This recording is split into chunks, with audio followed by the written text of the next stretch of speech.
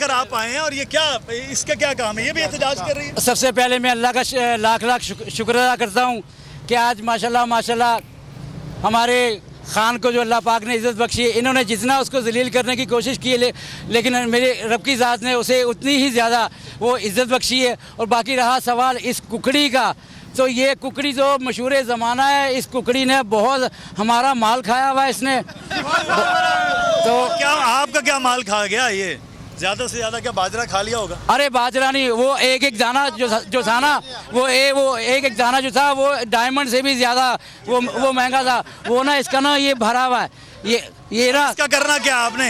अब करना ये इसका मैं इंतज़ार कर रहा था खाने के लिए। अब इंशाल्लाह हमजा कुकड़ी का इंतज़ार में कर रहा था, ये कब ये मसनद से ये नीचे गिरे। और मेरी नज़र सुबह शाम इस कुकड़ी पे थी। और आज 10:30 बजे से मैं बैठा हुआ हूँ। कभी वो 2 घंटे का टाइम बता रहे हैं, कभी वो 1 घंटे का टाइम बता रहे हैं। तो मेरी भूख में अभी तक बहुत ज़्यादा शिद्दत अब ये पेट इख्तियार कर चुका है। अभी इसके ज़िबा होने का वक्त आ गया है, इसका मतलब? अरे ये कौन नहीं जानता। हो गई है जी, वो कह रहे। बाकी